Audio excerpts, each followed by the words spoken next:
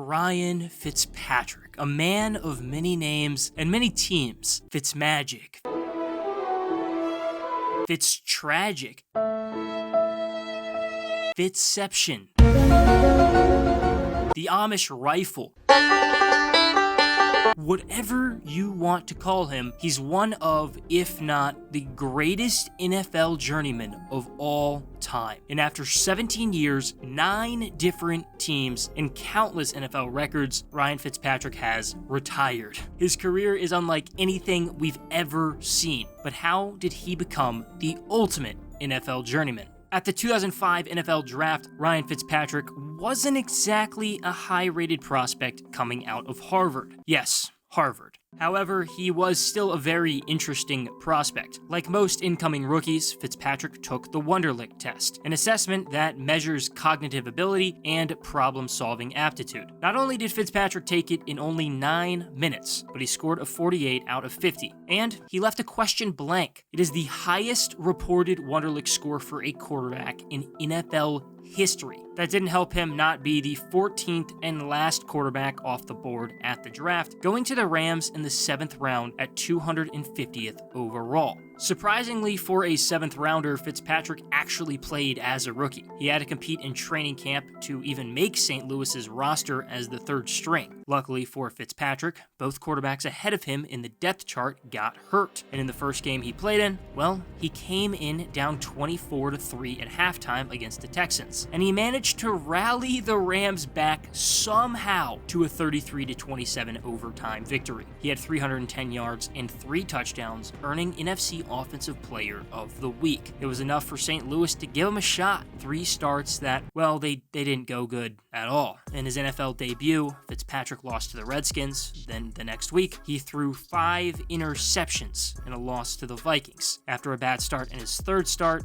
well, Fitzpatrick was benched. He only had 4 touchdowns to 8 interceptions in 2005. The next season, his only appearance came in relief to run out the clock in a victory. Then, ahead of the 2007 season, Fitzpatrick was traded to the Bengals for a 7th round pick. He really didn't get to play, but the following season, Carson Palmer went down and Fitzpatrick took over as Cincinnati's starter. He had his moments in 2008, passing for 8 touchdowns to 9 interceptions. Not good, but much better. He even rushed for over 300 yards, the 3rd most of all QBs, and his overall career high. After 2 years in Cincy, Fitzpatrick was a free agent and signed with the team that he played the most games with in his career, the Bills. Safe to say that he still has a connection to Buffalo, considering that this year during the AFC wildcard, Fitzpatrick was in the stands shirtless at the Bills game when the temperature was 7 degrees. 7 degrees. Fitzpatrick signed a 3-year deal, and he ended up starting some of 2009 in what was kind of a messy year in Buffalo. He ended up 4-4 on a team that went 6-10 overall, throwing 9 touchdowns to 10 interceptions. The Bills hired a new head coach in 2010, Chan Gailey, and after Fitzpatrick lost the starting job in camp, he took over after Buffalo started 0-2. The Bills weren't very good. They went 4-12, and Fitzpatrick was 4-9.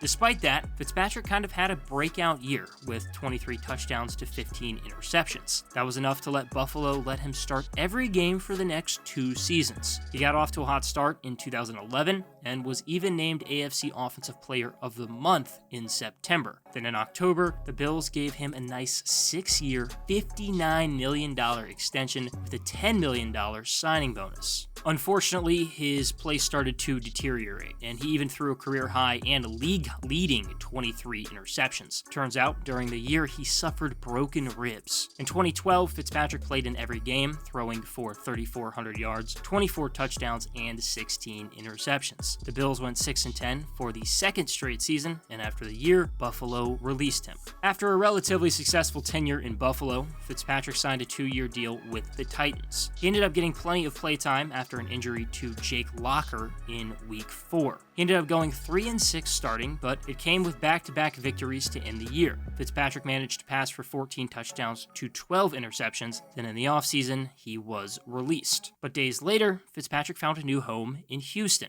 he had a bit of a weird season. Originally, Fitzpatrick was named the starter, but later got demoted to backup to Ryan Mallett. Within the month, Mallett went down with a pec injury. Fitzpatrick had a ridiculous Week 13 against the Titans, throwing for 6 touchdowns and over 350 yards. Fitzpatrick didn't turn it over a single time and was named AFC Offensive Player of the Week. A couple weeks later, Fitzpatrick fractured his left tibia after scrambling for a 2-yard gain. Despite that, he put together a rather good season, passing for 17 touchdowns to 8 interceptions. Ahead of 2015, Fitzpatrick was traded again, this time to the Jets for a conditional pick. The move reunited Fitzpatrick with Chan Gailey, at the time the Jets' offensive coordinator, and of course, Fitzpatrick's old head coach in Buffalo. Fitzpatrick had some success in New York, and it started in the most bizarre possible way. Geno Smith was expected to win the starting job, but once he got punched in the face by a teammate, hilarious by the way, Fitzpatrick got the gig. And it turns out,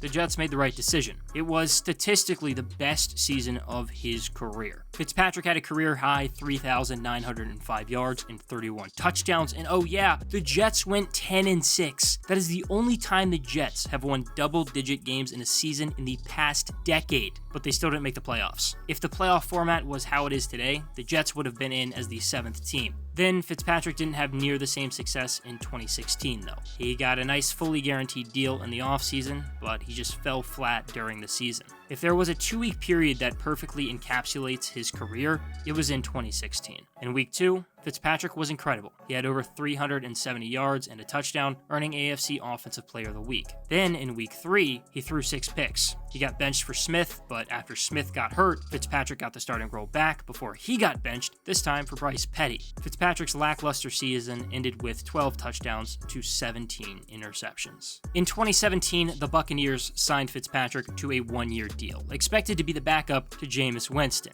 Winston dealt with a shoulder injury on and off throughout the season, leading to Fitzpatrick getting 3 starts and coming in relief 3 times. He was solid in his starts. He went 2-1 and finished the year with 7 touchdowns to 3 interceptions. It earned him a 1-year extension in Tampa Bay, a season that, in my mind, was one of the most memorable of his career. Winston was given a 3-year suspension, and Fitzpatrick was thrown out in week 1 against the Saints, and somehow he put up 48 points in a win, and he was named NFC Offensive Player of the Week. It was a surprising win, but not as much as the following week. Tampa had a face-off against the defending Super Bowl champion Eagles, and Fitzpatrick threw for over 400 yards, added 4 touchdowns, and was named NFC Offensive Player of the Week again. And of course, after the upset victory, he showed up to his press conference looking like a mob boss after he took Deshaun Jackson's clothes. Suddenly, his Fitzmagic nickname was revived.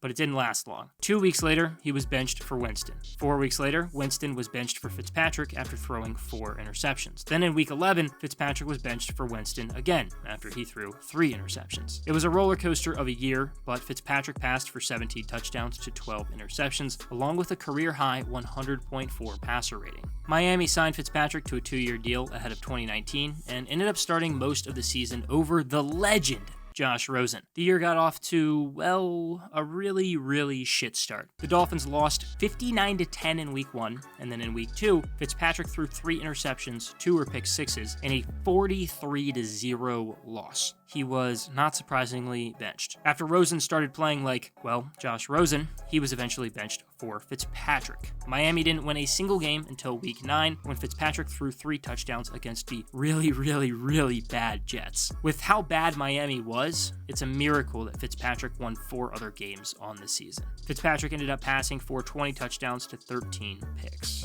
In 2020, he was named the starter over rookie Tua Tagovailoa. Fitzpatrick wasn't playing too bad, and the Dolphins were better than expected, but it didn't stop Brian Flores from benching Fitzpatrick for Tua. Tua got benched multiple times throughout the season for poor performance, giving Fitzpatrick playtime in 9 games, including a Week 16 bout against the Raiders. Fitzpatrick came in the 4th quarter, and he led a game-winning drive with one of the more iconic moments of his career, completing a 34-yard pass while getting his face mask yanked, leading to a game-winning field goal. In 2021, Fitzpatrick signed a one-year deal with Washington. He was named the starter, and there was a little bit of optimism, but that didn't even last 2 quarters. In the second quarter of week 1, Fitzpatrick suffered a hip injury and missed the rest of the season. It may be over, and Ryan Fitzpatrick may have never been an elite quarterback. He wasn't. But at the end of his career, it's over with countless crazy memories. And oh yeah, Fitzpatrick made $82 million in the pros. Not bad for a journeyman.